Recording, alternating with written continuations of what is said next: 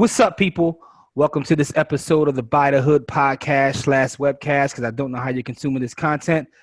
This is episode 19. And again, we're going to bring you a very special episode of someone who's making a difference in the community, because that's what we do here.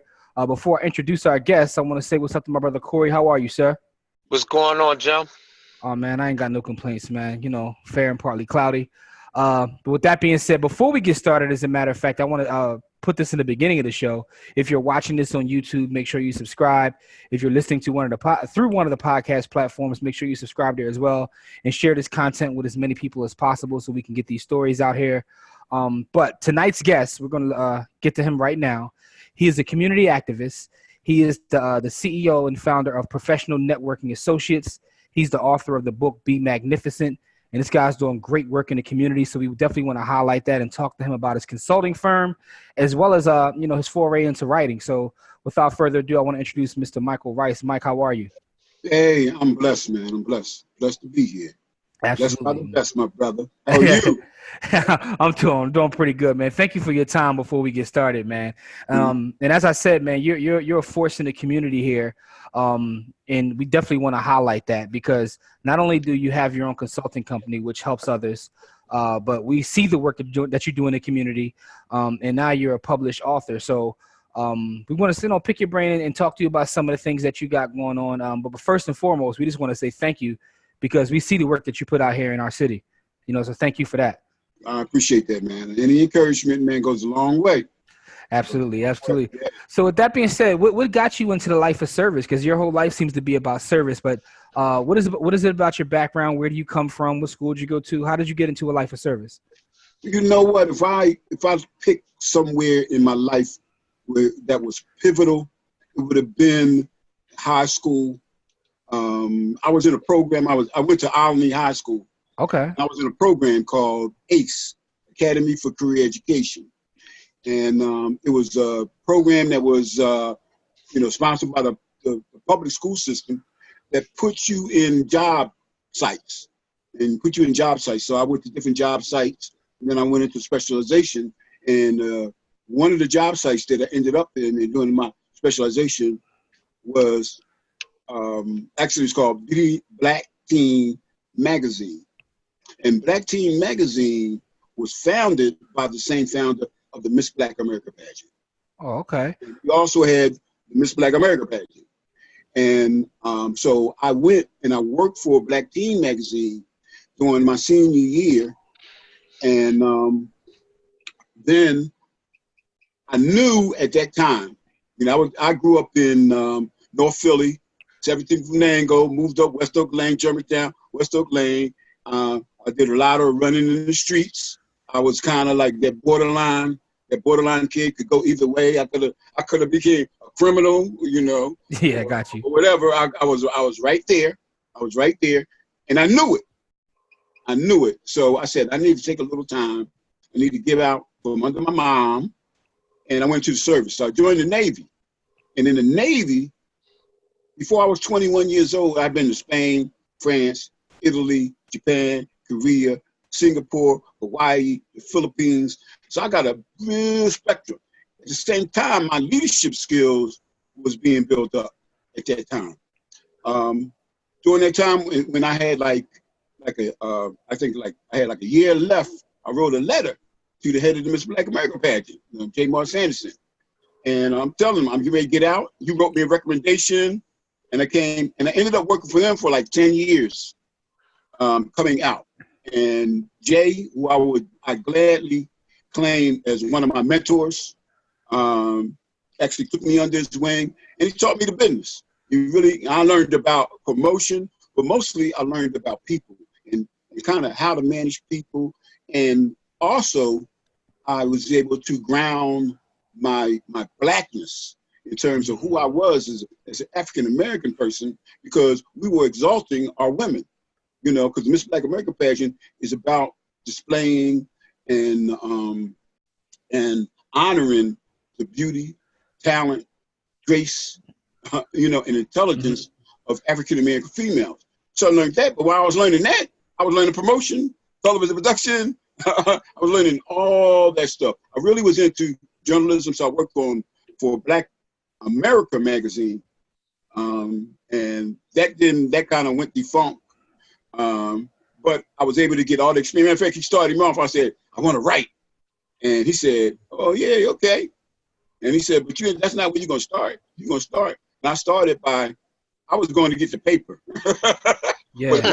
I was going to lithographers. I was doing every little bit. I learned every bit of magazine production. But magazine production is different nowadays. Yeah, you said a lot right there that I'm picking up on as you're talking. I'm just writing things down. The first thing being that program. Does that program still exist? Because I never heard of that program. No, it was a part of something called RBS, Research for Better Schools. It was an excellent program. One day out of the month, one day out of the week, we were on a job site. We had a specialization. I'm talking about in the 70s, we were on computers. We would sign into the computer. The part of the program, part of it was with the school system. Another part was the program. The program taught us math and English. Mm-hmm. It was self-paced. So you actually worked by yourself. You may have been in the room with other people, but you were working by yourself so you could excel, move as fast as you wanted to. It was a self-paced program. It's a shame that program's not around. That sounds like an excellent program. Right, it is. Another thing you said that I picked up on is the importance of mentorship. Right. So I see how that played a pivotal role in getting you to where you are now. Let me say this. Yep. What was the great thing about that program was my teacher was a black male. My counselors were black males. I mean, the counselors, they were all black and they were all young. I'm telling you, they were about, we're in school. All right, that's a great point. So that's a great point. Here's what I ask you. So in your opinion, what is the importance of representation as well as mentorship in our community? Right. What I saw was professionals, right? Professionals who cared about us, right? They cared about us. They talked to us. I mean, they were there to mentor us, to sit down and talk about, get down the nitty gritty. And they were real with us. They didn't try to act like they were highfalutin because they had college degrees and master's degrees and all like that. They were like down to earth, and they were concerned with our success in our future. And they instilled that in me in terms of that, in terms of caring about other people. Yeah, it's something else you mentioned, though. You said that when you went in, you didn't have you started from the very bottom and worked your way up. So you kind of like paid your dues and proved yourself. You didn't feel as though anything was that you deserved anything. You started from the very bottom. You were willing to do that. Right. So you didn't feel kind of entitled, like, not that everyone's entitled, but, dealing in our communities these days, a lot of these young folks are entitled or they feel entitled. But you said that you swallowed your pride and said, look, I'll go get you coffee. But that's how you got your foot in the door. Yeah, and you say I didn't feel entitled, but I felt empowered. Because, like, especially under J. Morris Anderson, because he expected you to do things that you would like say, you want me to do that? You have to call an executive, the head of Nabisco for advertising. And you're calling that person, and I'm 17 years old. I never did this before. Go ahead. He would push you in the water, and you better sink or swim. But he would train you. And then we would learn that everybody put their pants on one leg at a time, right? And that you can do it. And you know what? And then what I found, and what I teach nowadays is practice. Practice brings competence. Competence brings confidence. And then when you have confidence and you practicing, you become really good. That's when that magnificence starts coming out. Mm-hmm. Okay. And you also mentioned, the service. And it's interesting in doing these talks and meeting different people, how a lot of people who are in leadership roles spent time in the military. I think that's interesting. That's like it's very collinear with leadership. I was blessed. Now I didn't really think about it, but my father was in the military. My brother was in the Coast Guard and later in the Army. I was in the Navy. My father was in the Army, right? So I had that kind of surrounded. Nobody was really in the Navy. I mean, the Coast Guard is not the Navy. That's between us and the Coast Guard, right? The Navy. But but being that experience right there taught me leadership because you're given responsibilities. You're able to measure, and man, some of that stuff I've taken, I use it now because you're measured with competencies. At E1, you do certain things. At E2, at E3, and as you move up, your competencies in terms of your leadership skills expands and grows. So you see yourself growing and you get additional responsibility. So that was a good part of that. The other part was good was all the exposure. And let me tell you something too. Tell you something real special. And I will say this, I believe I mentioned this in the book, but people from Philadelphia, not because I'm from Philadelphia, all like I got to, place my heart for them, but all the people in Philadelphia that I've seen outside of Philadelphia, all leaders. Everybody was following us, right? Mm-hmm. Wherever we go. I mean, even to the point where I was in the Navy, and we would go to places like Saint Raphael, France, right? We never been to Marseille, France. We'd go there and never been there before. And then because of my upbringing, I would go there. We arrive at the Fleet Landing, go into town, meet people, have a great time, meet all kind of people. I didn't have that. I didn't have the fear of people, but I had the street sense to always be safe. Yeah. So I could operate. I could sense. Oh, is this danger, right? Or is this person a good person? Whatever. And that's 17-year-old, 18-year-old street sense. Yeah. In terms of that. So I did learn that, and I was able to practice that. I mean, Spain, France, Italy, everywhere I went. Yeah. But you also mentioned something earlier, that how your perspective changed once you started to travel. And I always find that interesting too, when you talk to certain people and you talk about where they're at now versus where they come from, right. And how when you broaden your horizon, that can have an effect on you. So for instance, I'm from Germantown, and I literally know brothers who went to Germantown High School. They went to Roosevelt. They date a girl from Germantown. They do their shopping at Germantown and Shell. They never left the neighborhood, let alone the city. They haven't left. They haven't left that one section. And you can see the difference in their perspective versus someone who's gotten out and specifically traveled outside the country. We call them hood rats.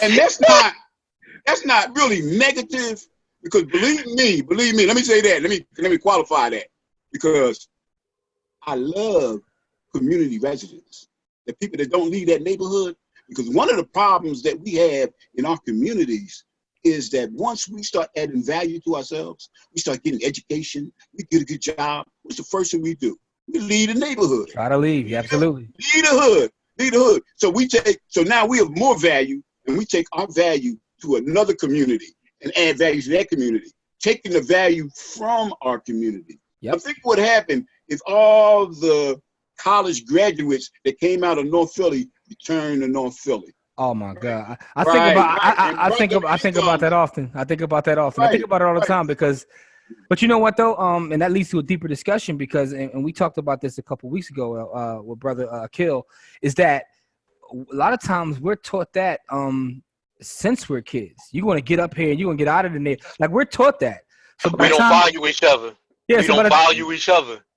So by the time we get to be an adult and you get through college, you've been told your entire life that, to making it, quote unquote, making it is getting away from your people. Yeah. So we're taught that at a young age, instead of like adding value to what's here. Yeah. Appreciating value others people's culture more than our own.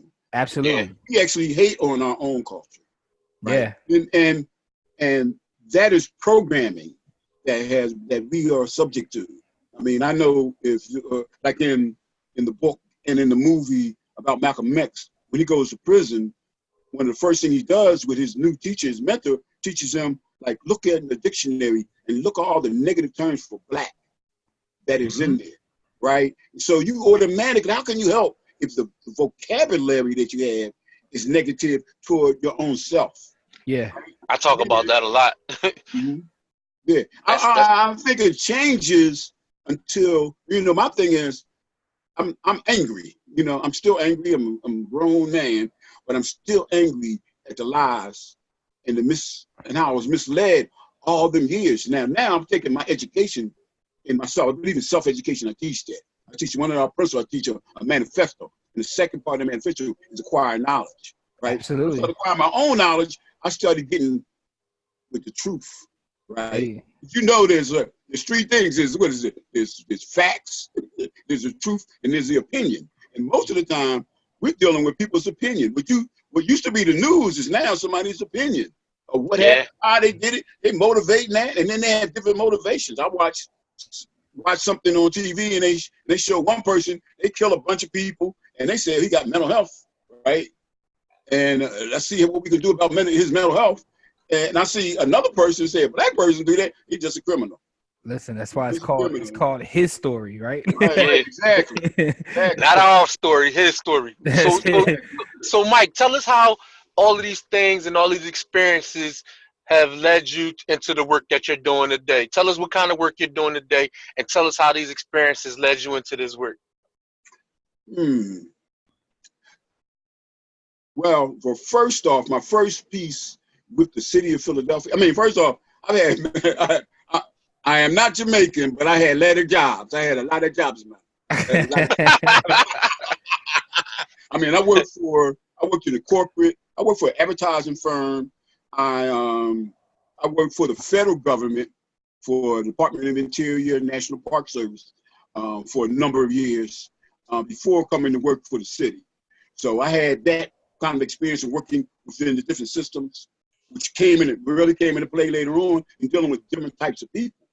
But then when I came for the city, I initially worked as a social worker, working in the community, investigative social worker, and that put me in people's homes. That put me in depth of the family structure, seeing dysfunction, dysfunction, and seeing a lot of challenges that people were facing, and being there right there with them and trying to walk through there with them. I always try to make sure that when I came to somebody that I had resources for them. I always make sure, and I learned that people are more receptive if you come saying something positive first. If you, matter of fact, not saying something positive like fake. I'm saying something, looking for the positive attributes of everybody that you meet, right? And then commenting on that, validating who they are, right? When I did that, they were open up to me. I dealt with a lot of angry people. And I went from that to doing it on a community perspective. I worked with something called EPIC, Equal Partners and Change Community Stakeholder Groups, for over 15 years. And let me tell you, EPIC was a phenomenal community engagement initiative. I actually worked for EPIC also. I used to work for EPIC. I worked for the University of Penn Peace. When I would go into schools and actually do some photography for EPIC. So that program was absolutely phenomenal. Right. So the EPIC stands for Equal Partners and Change Community Stakeholder Groups, and there were 10 of them around the city. So there was 10 parts of the city, 10 different groups. They all were coalitions. They had teachers, faith-based organizations. They had the police. So you had the key elements of the community, all the little community groups, block captains, town watch, all the attendance meeting, and even we're to the point. And then they had at least over 50% of the people in the room were community residents. Community residents and community stakeholders. Right. And one of the things that I did is I taught them how to. First, you got to learn how to meet with each other. So meeting facilitation or facilitating a meeting, it's not easy when you got a whole bunch of people and they're all angry and they're all frustrated. But you learn how to do that, and then they come together. And then when they start coming together, they start having productive outcomes. When they realize you can giving them little projects, and then them having a little success, and then they try bigger things and bigger things. And I saw so many people grow, and that was one of the things. One of the things I talk about in my book. Because I ran a training class called Elite. It's Epic Leaders in Training and Education, and it was a year-long program. At the end, they did a project in the community. They we gave them money, gave them like $1,000 to do a project in the community. So they took what they learned, because they were learning. They learned everything from project management to public relations. To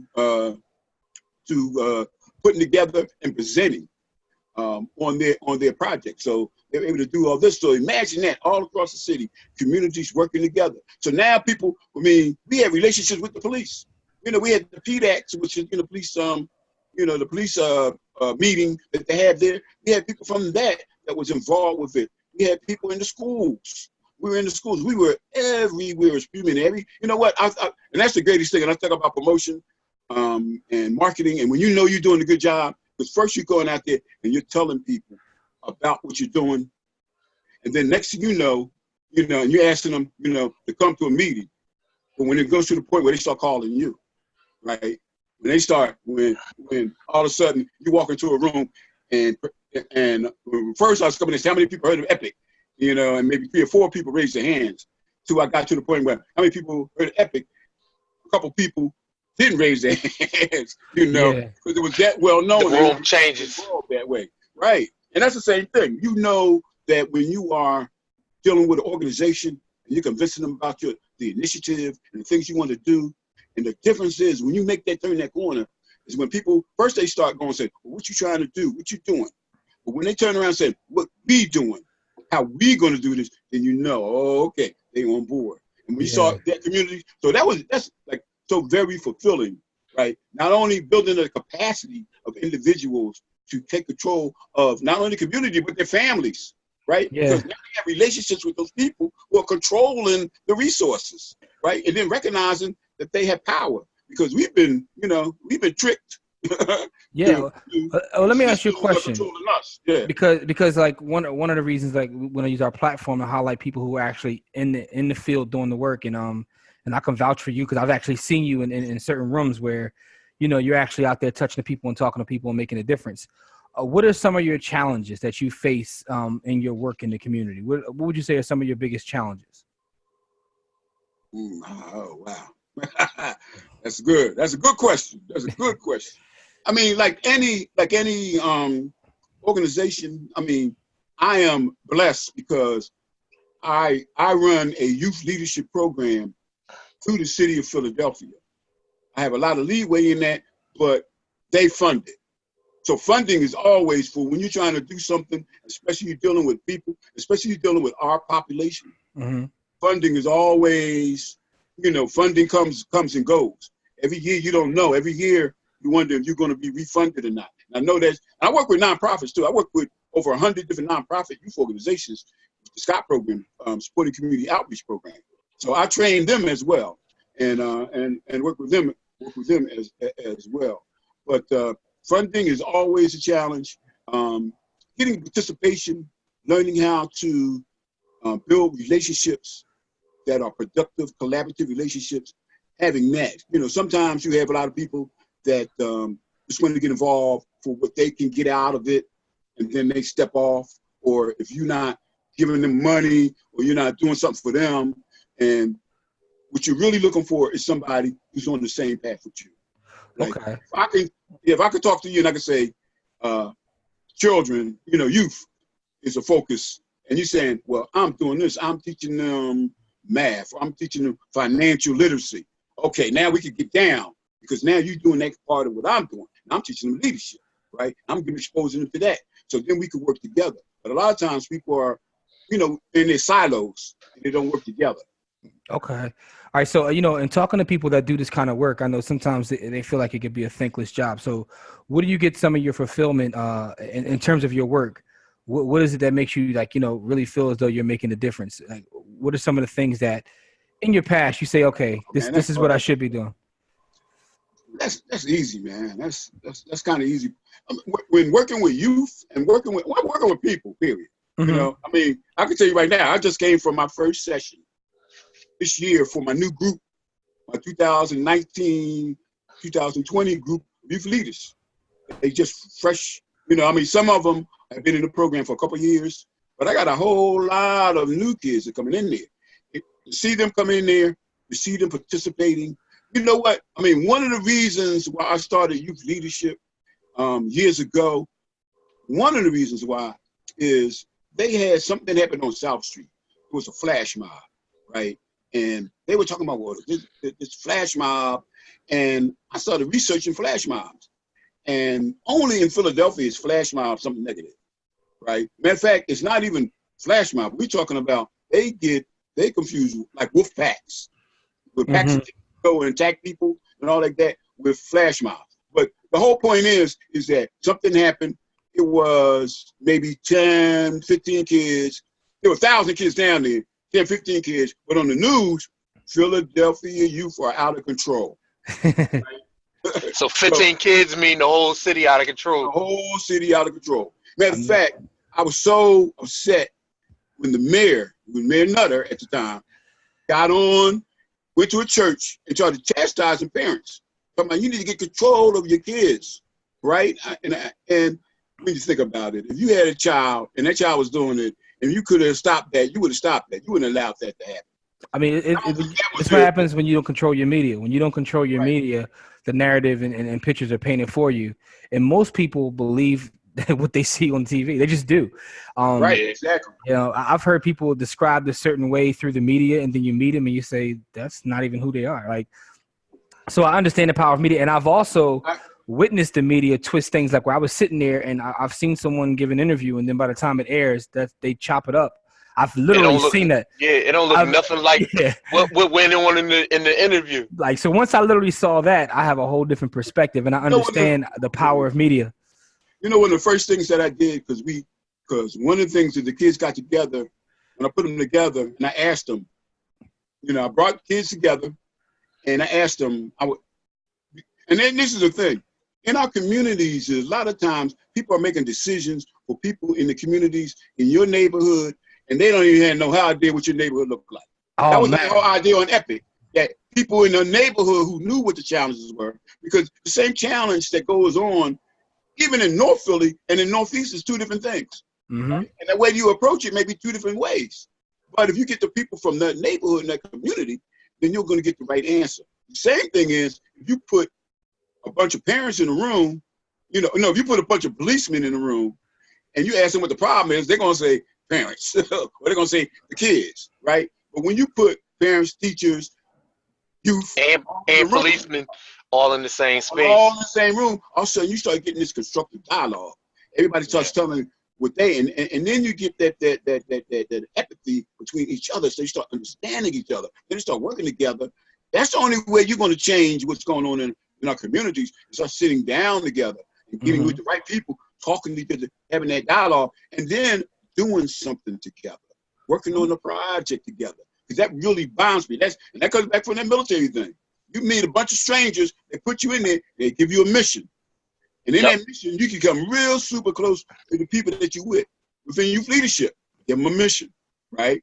They produce a conference. They learn how to relate to other people, right? But they also sit around and come up with ideas. They talk about the challenges they face. They talk about what's going on in the community, right? I tell you, you don't got to be an expert on stuff, but you need to know about what's going on. You need to know that depression affects from 10 to 24 years old. It's one of the second leading causes of death in your community. You need to know that, and be able to talk about that. But I'm saying you don't got to be an expert on that. I'll bring an expert in.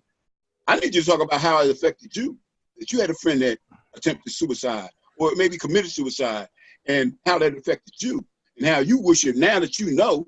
Because one of the things about my program is the youth in the leadership program are responsible for more than themselves. They realize that. They're coming up with ideas that are going to affect. They talk about the challenges for their friends. So it's not just, maybe it's not affecting you at your school. You know, we got some pretty smart kids in the school, and they're going to pretty good schools. You know, let me just say this. It's not a program for the elite either, right? It's a program for youth that's seeking to get confidence and seek their power. I was talking to them today about, what do you want? You know, you want this power, the power in you? I tell them about the power of your name. I said, start saying your name with pride, right? When you start to say, that's the first thing that's going to come out your mouth. You introduce yourself to somebody, say it with pride. I told them, his name is Michael Rice. When I say that, people say, who is this person, right? When these kids start doing that, because a lot of them are shy, are taught not to be assertive. I'm not talking about aggressive, but assertive in who they are, not to show how they have pride in themselves. And then we try to instill that pride. I find that one of the main things, we are hit with thousands of negative subliminal messages that are coming at us, that are telling us that we're not this, we're not that, you can't do this, you can't do that. You were born on the wrong side of the tracks. You're born in the wrong neighborhood. Your parents, you don't have the right parents, right? You don't have the right vocabulary, and you can't do this. But throughout history, throughout our lives, throughout our communities, there are people that's blasting through the stereotypes, overcoming that stuff. People that came from stuff and grew above them. I mean, you can look at our activists. I write about a lot of activists within it, like, you know, the boys from Men United, like Bilal and Barcarell, and I talk about Natasha Harris, Broken Wings, Kenyatta Johnson, somebody in South Philadelphia. He's a council person now, but what turned his life around? He had a gun charge at 16. That turned him around. Facing that, he started seeing it. And now what I learned was there's a lot of pain and struggle in everybody's life. And you can either let it hold you back, or you can use it to propel you to success. Yeah. And that's what my book is about. Okay. So talk about the book, Mike. Yeah. Well, actually, I'm gonna get into the book because I want to ask you specific questions about the book. But before we do, I know that you also have a consulting firm, Professional Networking Associates.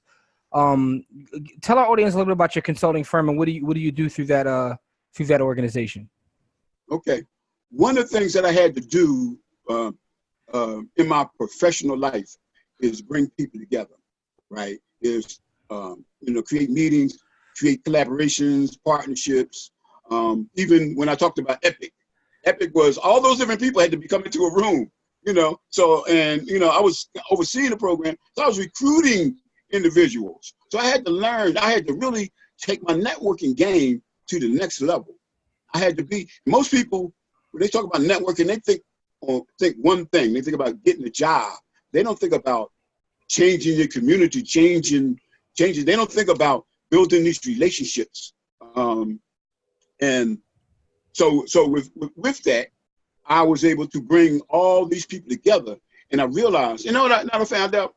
I said I attend dozens of meetings, and I'd be in meetings and we'd be beating our head against the ground because you're in a room full of strangers. Everybody got big egos, right? And everybody thinks they're more powerful than the next person or whatever, or everybody got their own agendas, right?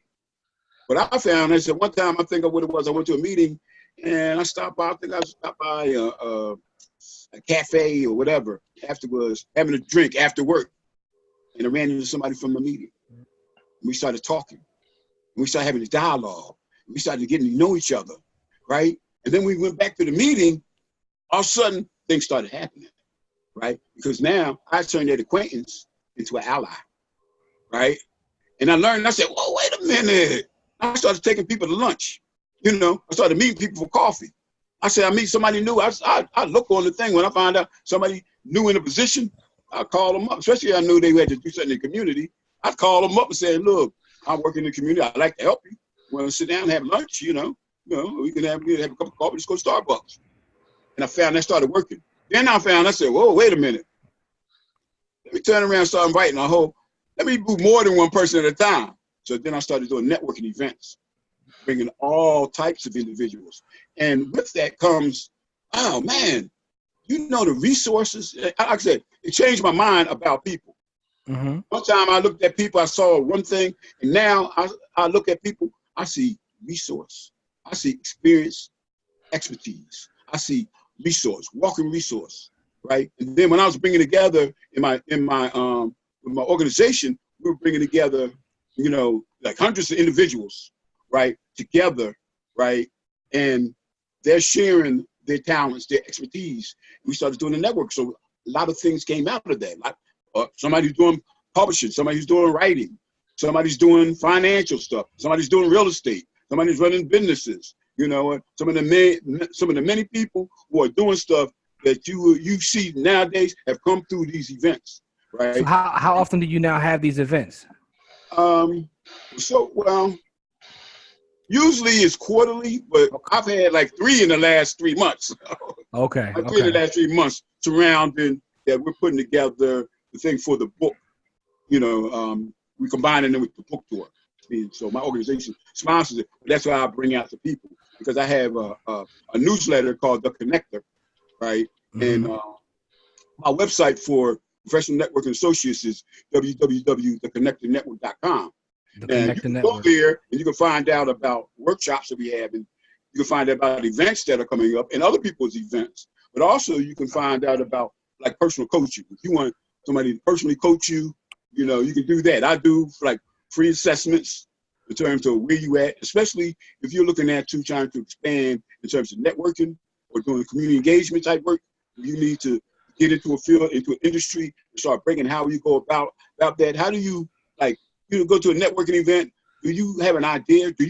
Is this somebody that you want to meet, right? That you have researched, that you Google, that you LinkedIn, and you looked them up and you researched them and you found out you're part of this organization that meets at this time and you go there for that reason to meet them? Do you go to networking events for that? Or are you randomly going there hoping that you'll meet somebody? Or are you looking at what the things that the Chamber of Commerce, you know, all what they're doing? I'm saying start doing strategic networking. I create something for you called a SNAP, Strategic Networking Action Plan, right? Okay. Goals, and you connect them up with your networking. Okay, so that's very interesting. So you're saying that this organization, Professional Networking Associates, helps you bring people together, and people basically are working collaboratively now. But also another gem that I got from there is when you go to a networking event, be strategic about it. Just don't go to just prance around the room introducing yourself, but it's having a be strategic. An agenda. Yeah, literally have an agenda. That's right. Have an agenda. You gotta circulate to percolate. Yeah. So basically, the networking is powerful if you know what you're doing. You can get accomplished that way. Exactly. I said one of my allies, Earl Harvey, publisher of Black Professional News. One thing he says, don't be a card collector, right? Be a card connector.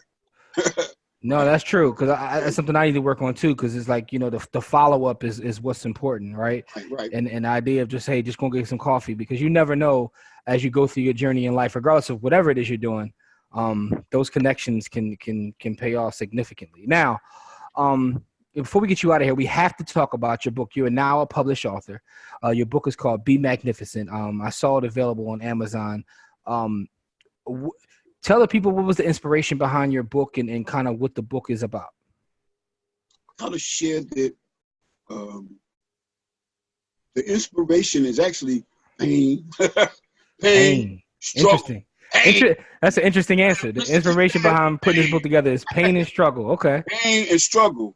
One time I was doing a workshop, and as part of an icebreaker, we had somebody, we said, tell us about your day.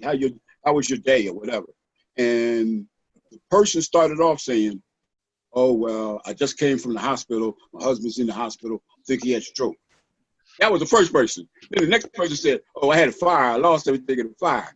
Right? Then the next person talking about, well, my health was that. I had a heart attack, and I'm struggling with that. And it went in there, and I was like, oh, my God. This is supposed to be the icebreaker that's supposed to perk everybody up. Yeah. It was super depressing. But what I found that out of 25 people in that room, they all had issues. They all had pain. They all were going through struggle. Well, guess what? They was in a workshop trying to make themselves better, right? That's the inspiration right there. I mean, I talk about it in the book, right? Seeing those individuals in spite of what was coming at them. You know what? And this is my philosophy. And the philosophy of the book is you either going into a storm, coming out of a storm, or in the midst of a storm at any given time in your life. So instead of trying to get out the rain, learn how to dance in the rain. And once you're able to do that, then see, life ain't about throwing punches as much as it is taking a punch. So you can take a punch, right? And you go down and then get back up. That's what this book is about getting up, about, what do they say? A setback is just a setup to a comeback. And if you come back, and if you can look up, you can get up, right? And if you can get up, you can win, And the thing about coming back and all of that, that's what makes champions. That's what champions is all about. And what I found is there are hundreds, maybe thousands of champions in the city of Philadelphia, right? And also is that a lot of this is just managing the pain. not managing pain. I said managing your thoughts, because your thoughts can go negative, and it easily can go negative. And you know what? If you start being negative, there are a whole bunch of people that join with you and be negative. When you start saying something negative, do that. Go in the room, say something negative. All people are joining in there, you know, because people like pity parties, right? Yep. But at the same time, that's not, you want the people that you want is the ones that say, oh, no. We're not trying to feed into that. We're going to talk about something positive. They start saying positive. No, they say, yeah, but this is what you can do in order to overcome that. Those are the kind of individuals you want. And those are the kind of individuals that you should be seeking. Because one of the secrets to elevating your status is surrounding yourself with positive people who are doing constructive things. Because they're not going to allow you to go negative, right? They're going to be like, you know, you can get people and be your compliance coach, right? Make your people, it could be your friends, it could be family members. But somebody's going to say, nah. Then when you start whining, right? When you start whining, they say, nah. We ain't doing that. We ain't built like that. We built to overcome stuff, you know? Yeah. And when you're able to do that, and when you have that going on, so within the book, I give techniques for, I deal with that from you are what you think, right? I start off with vision, because you must have vision, right? In order to move to the point where you see into the future what you want to have. And you start right there. And then you fuel that fuel with your purpose, passion, and potential, you know? And once you realize that, you know, everybody is born, everybody has potential, and everybody has a purpose, right? It's up to you to energize that, to recognize that. Your potential actually says that you could be, I would say you could be anything that you put your mind together that you're supposed to be. Now, I won't say you could be anything you want to be, because you ain't supposed to be that, right? Mm-hmm. I'll say that like this. I mean, to illustrate the point, I'm saying like, you know what? If you took an apple seed, right? What kind of potential does the apple seed have? Potential for another apple? Oh, no. Or apple tree? Or maybe an orchard, a forest, right? That one seed has that potential to create trees full of apples and orchards and all like that. That's you. That's us. That's our children. That's our youth. That's the baby that's born, right? Little baby Barack, right? With the potential to become president of the United States, right? You know, or the mayor, or a state senator, or whatever, or a doctor, or a lawyer. That potential is in there. It's just that how you cultivate that. And then you have to navigate the environment, right? But you got to surround yourself with people. Hopefully, you're born with parents that can do that for you, mm-hmm. and help you with that. But if you're not, you got to go out and find the person, find some people, or find the person that's going to motivate you.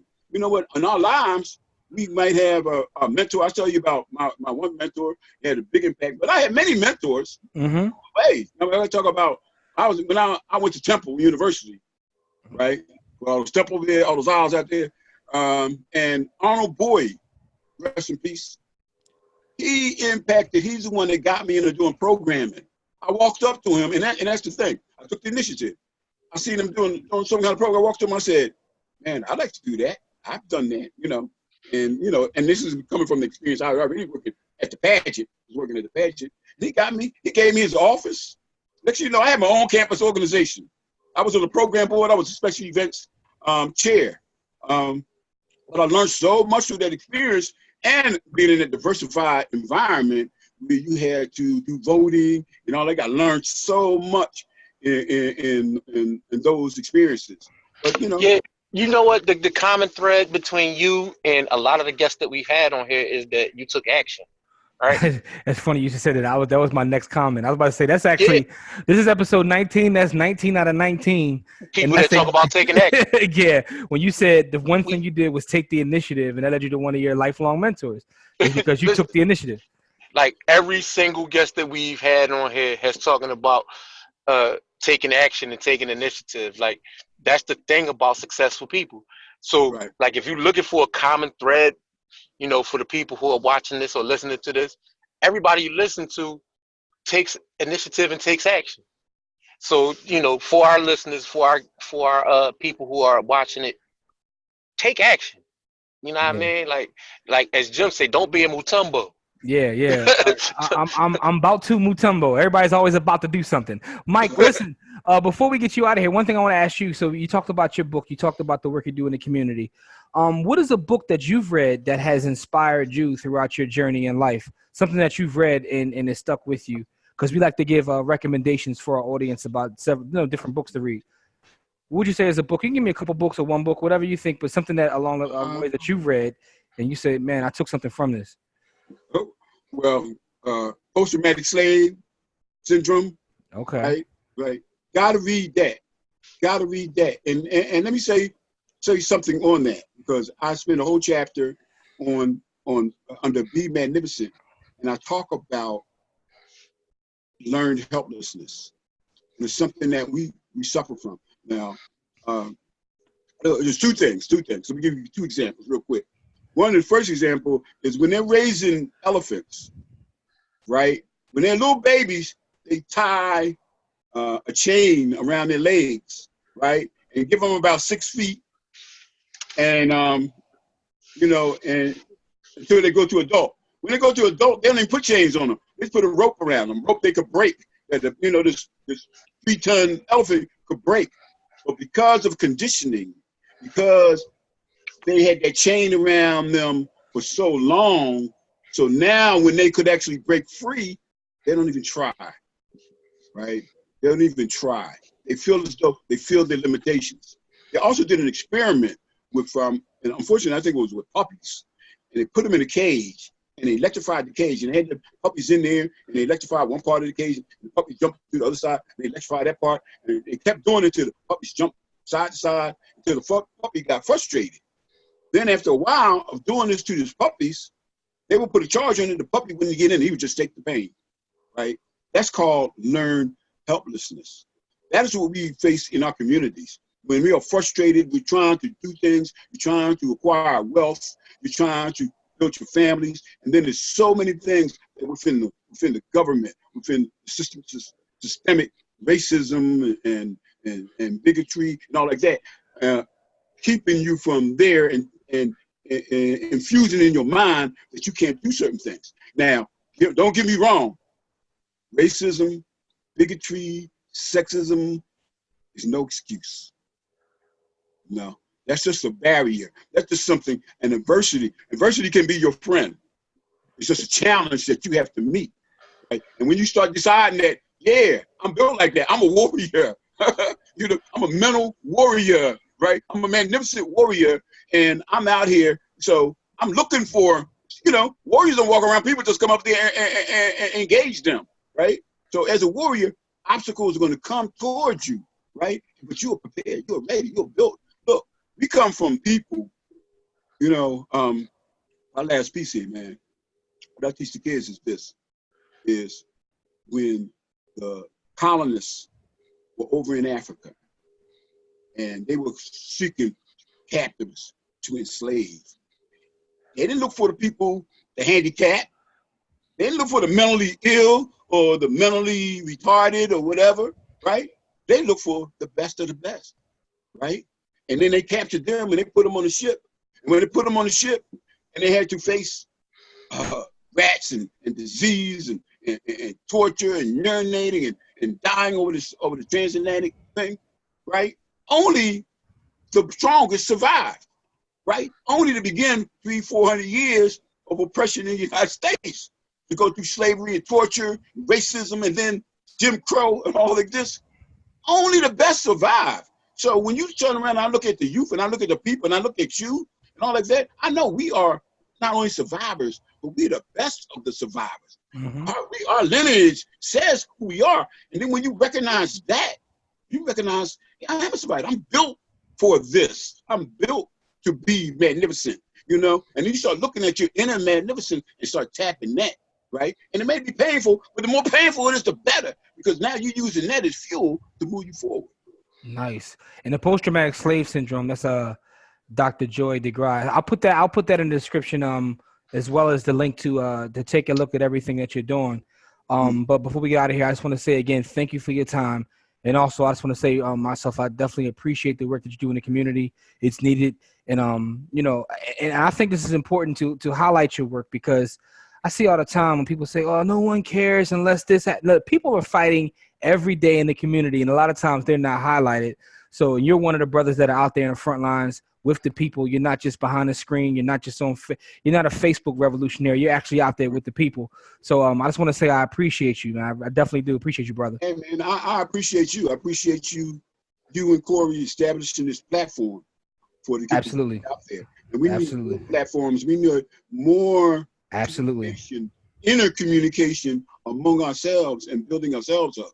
We don't got to be on a big stage. You need them little stage, fill crowd with the little stages and getting the information up among ourselves and sharing that information. Absolutely. So before we got here, Corey, any last words you got before we got here, brother?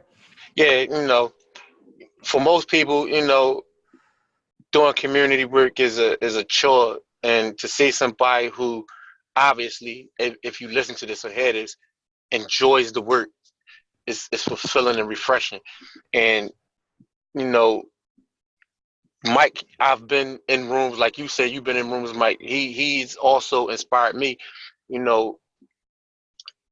part of my journey of why this is happening, why the Hood podcast is here. For most people, for people who don't know, Mike is my cousin. He's my older cousin, and he helped put me on this journey. And so I want to say thank you to him while we're in this public forum. So thanks, cuz. All right. Definitely. I appreciate you, man. Like I said, I appreciate what you're doing. Continue to do it. We need everybody. Absolutely. And everybody ain't got to do the same thing. You doing what y'all do, the things that y'all doing with Buy the Hood, that's beautiful, man. That's beautiful. Changing the whole mindset of our young people.